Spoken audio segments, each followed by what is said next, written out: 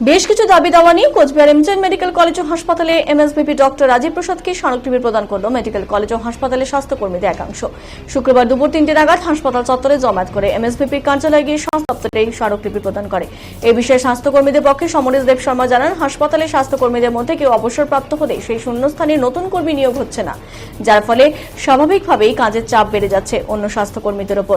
পাশাপাশি মাতৃমার সামনে শেডের ব্যবস্থা করা, হাসপাতালে বিভিন্ন আধিকারিকদের অশ্রাব্য ভাষা প্রয়োগ বন্ধ করা সহ বেশ কয়েকটি দাবিতেই তারা আজ এমএসভিপিকে স্মারকলিপি প্রদান করলেন। আমরা কিছু দাবি দেওয়া নিয়ে যারা সরকারি কর্মচারী রয়েছে তারা কিছু দাবি দেওয়া নিয়ে কর্মচারী রোগীর স্বার্থে কিছু দাবি দেওয়া নিয়ে এমএসভি স্যারের কাছে ডেপুটেশন দিতে এসেছিলাম। সেখানে কিছু বিষয় ছিল কর্মচারীদের স্বার্থে, কারণ আপনারা সবাই জানেন যে দীর্ঘদিন মানে স্টাফরা রিটায়ারমেন্ট হয়ে যাওয়ার পরে তার পরিবর্তে লোক আসে না, একজনের ঘাড়ে প্রচুর কাজে চাপ পড়ছে। সেগুলো ছিল মাতৃমার সামনে কিছু শেডের ব্যবস্থা, সেগুলো ছিল। তারপরে হচ্ছে হসপিটালে অশ্রাব্য ভাষা প্রয়োগ বিভিন্ন আধিকারিকদের, সেগুলো বিষয় ছিল।